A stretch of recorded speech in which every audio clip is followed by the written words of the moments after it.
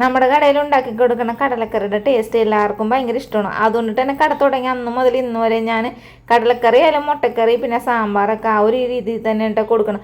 പക്ഷേ എൻ്റെ മനസ്സിൽ ഉറങ്ങിക്കിടക്കണ വെറൈറ്റി കടലക്കറി റെസിപ്പിയൊക്കെ എന്ത് ചെയ്യും? എനിക്കതൊന്നും കുഴിച്ചു മൂടാൻ പറ്റില്ലല്ലോ, പുറം ലോകമൊന്നും അറിയണ്ടേ.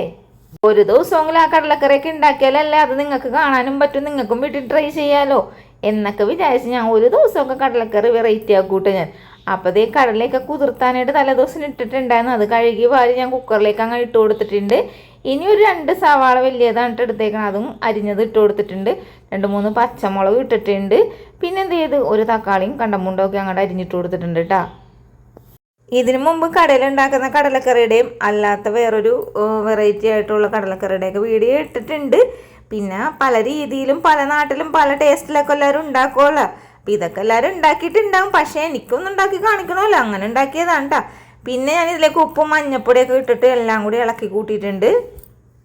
കടല വേവാനുള്ള വിസിലൊക്കെ എത്രത്തോളം ആണെന്നൊക്കെ എല്ലാവർക്കും അറിയാൻ പറ്റും. പിന്നെ ഞാൻ ഈ വിസിലൊന്നും ശ്രദ്ധിക്കാറില്ല കേട്ടോ, ഉള്ള കാര്യം പറയല്ല.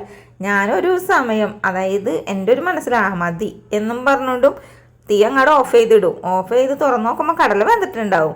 അതുകൊണ്ട് തന്നെ ഞാൻ വിസിൽ ശ്രദ്ധിക്കാറില്ല. അപ്പം അത് വേവാനായിട്ട് വെക്കണതിൻ്റെ ഇടയിൽ ഞാൻ എന്ത് ചെയ്യുമെന്നറിയാമോ, തേങ്ങ വറുക്കാനായിട്ട് ഉരുളിയിലേക്ക് ഇട്ട് കൊടുത്ത് പിന്നെ പച്ചമല്ലിയും കുറച്ച് പെരിഞ്ചീരവും ഇട്ടിട്ടുണ്ട്, കുറച്ച് കറിവേപ്പിലയും ചേർത്ത് കൊടുത്തിട്ടുണ്ട്. ഇനി ഇതിലേക്ക് 3-4-5 കഷ്ണം ചുമന്നുള്ളിയും എടുത്തിട്ട് അത് അരിഞ്ഞിട്ട് കൊടുത്തിട്ടുണ്ട്. പിന്നെ ഒരു 5-6 വറ്റൽമുളക് ഇട്ട് കൊടുത്തിട്ടുണ്ട്. നമ്മളിതിൽ മുളക് പൊടിയോ മല്ലിപ്പൊടിയോ വേറെ എക്സ്ട്രാ ചേർക്കാനുള്ള ഈ പച്ചമല്ലിയും വറ്റൽമുളക് ഇട്ടിട്ടൊക്കെയാണ് കേട്ടോ ഈ ഒരു കടലക്കറി വെക്കണത്. അപ്പോൾ ഇതിൽ വെളിച്ചെണ്ണ ഒന്നും നമ്മൾ ചേർത്ത് കൊടുക്കണില്ല, വെളിച്ചെണ്ണ ചേർക്കാതെയാണ് ഈ ഒരു തേങ്ങ വറുത്തെടുക്കണത്. അങ്ങനെ തേങ്ങ നന്നായിട്ടൊന്നും വറുക്കേണ്ടെന്ന് ആവശ്യമൊന്നുമില്ല കേട്ടോ. അതാ ഈ ഒരു രൂപത്തിലായപ്പോൾ തന്നെ ഇതിലേക്ക് മഞ്ഞൾപ്പൊടി ചേർത്ത് കൊടുത്തിട്ടുണ്ട്. പിന്നെ ഇതിലേക്ക് ചിക്കൻ മസാലയാണ് ഇട്ട് കൊടുത്തേക്കണത്. അതും കൂടി ഇട്ട് കൊടുത്തതിന് ശേഷം ഒന്നും കൂടി എല്ലാം കൂടി ഇളക്കി കൂട്ടി എടുക്കുന്നുണ്ട്. തേങ്ങ നന്നായിട്ട് മൂത്തിട്ട് നമ്മുടെ ആ ഇഞ്ചിക്കറിക്കരൊക്കെ അരക്കൂലേ, ആ ഒരു രീതിയിൽ അരച്ചിട്ടുള്ള കടലക്കറിയും വെക്കും. പക്ഷേ ഞാനിപ്പോൾ ഉണ്ടാക്കണത് അതേപോലെ നന്നായിട്ട് തേങ്ങ മൂത്തിട്ടുള്ള കടലക്കറിയല്ല. നമുക്ക് ഈ തേങ്ങയുടെ ഒരു പച്ച ടേസ്റ്റ് നമ്മുടെ കടലക്കറി കിട്ടാൻ പാകത്തിന് തേങ്ങ ഈ ഒരു രീതിയിലാണ് ഞാൻ വറുത്തെടുത്തേക്കണത്. എന്നിട്ട് നമുക്കിതൊന്ന് മിക്സർ ജാറിലേക്ക് ഇട്ട് കൊടുക്കാം കേട്ടോ. ഞാൻ ചൂടാറിയിട്ടാണ് കേട്ടോ മിക്സർ ജാറിലേക്ക് ഇട്ട് കൊടുത്തത്. ചൂടോട് ഇട്ടിട്ടൊന്ന് അരച്ചെടുത്തേക്കല്ലേ. ഇനി നന്നായിട്ടൊന്ന് വെള്ളം ചേർത്തിട്ട് അരച്ചെടുത്തിട്ട് വരാം കേട്ടോ. അതിന് ശേഷം നമ്മൾ കടലയൊക്കെ നോക്കിയപ്പോൾ കടലയൊക്കെ വെന്തിട്ടുണ്ടായിരുന്നു.